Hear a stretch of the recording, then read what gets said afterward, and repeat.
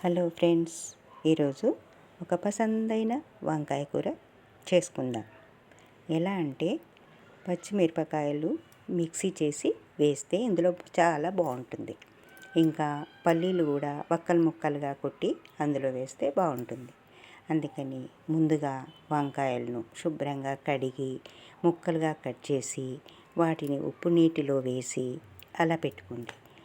ఉల్లిపాయ పోపు స్టవ్ మీద గిన్నె పెట్టి నూనె పోసి జీలకర్ర ఆవాలు వేసి ఉల్లిపాయలు వేసి అల్లం వెల్లుల్లి వేసి కాస్త మగ్గిన తర్వాత కాస్త చక్కెర వేసి ఒక అర స్పూన్ వేసి ఆ తర్వాత వంకాయ ముక్కలను వేయండి.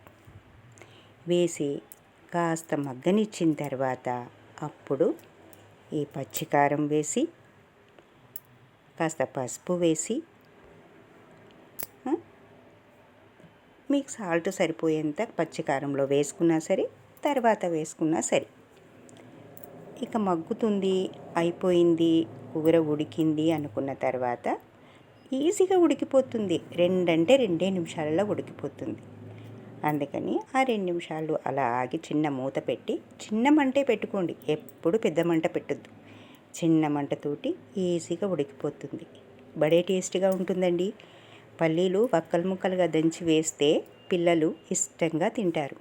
ఆ తర్వాత మామూలే కొత్తిమీర గార్నిష్ చేసుకోవడం అందంగా ఉంటుంది. ఆరోగ్యానికి మంచిది. జ్వరం ఉన్నా తగ్గిపోతుంది కదా. కలర్ఫుల్గా ఉంటుంది. చూడ్డానికి కలర్ఫుల్గా ఉంటుంది, తింటే టేస్టీగా ఉంటుంది.